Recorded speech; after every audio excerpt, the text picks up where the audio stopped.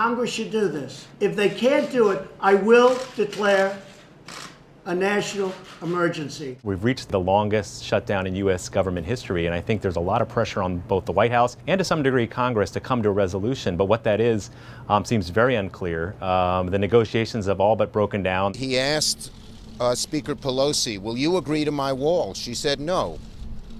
And he just got up and said, then we have nothing to discuss, and he just walked out. I find China, frankly, in many ways, to be far more honorable than Brian, Chuck, and Nancy. President Trump is really building his case for a border wall by calling this a crisis situation. This is a humanitarian crisis, a crisis of the heart and a crisis of the soul. What he's doing that for is to not only increase pressure politically, but also to build the case for a national emergency, which could then potentially allow him to sort of act unilaterally. It has not been used in the way that President Trump is talking about it. Experts I talked to said Congress made the idea of a national emergency somewhat vague, and so Trump may be allowed to go forward and do this, but it was not intended in this manner. Nearly 4,000 known or suspected terrorists come into our country illegally. Do you know where those 4,000 people come, or where they're captured?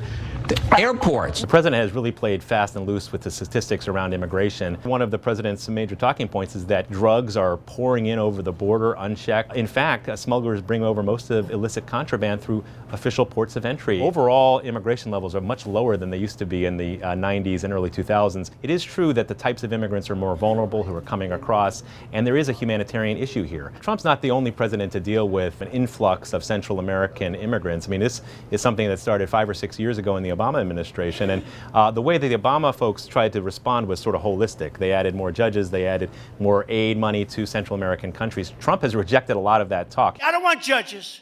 I want ICE and Border Patrol agents. That's what I want. One of the big ironies of this government shutdown is that, of course, the Department of Homeland Security is one of the agencies that is unfunded, and that has meant an even worse problem among immigration courts, in which there's a huge backlog already, but those courts are shut down. He's talking this last few weeks about we're in this crisis and we might need a national emergency. When people say, why don't you declare it if it's so important? He says, well, I'd prefer to actually negotiate with Congress. If something is an emergency, you think you have to act right away, and he's not done so.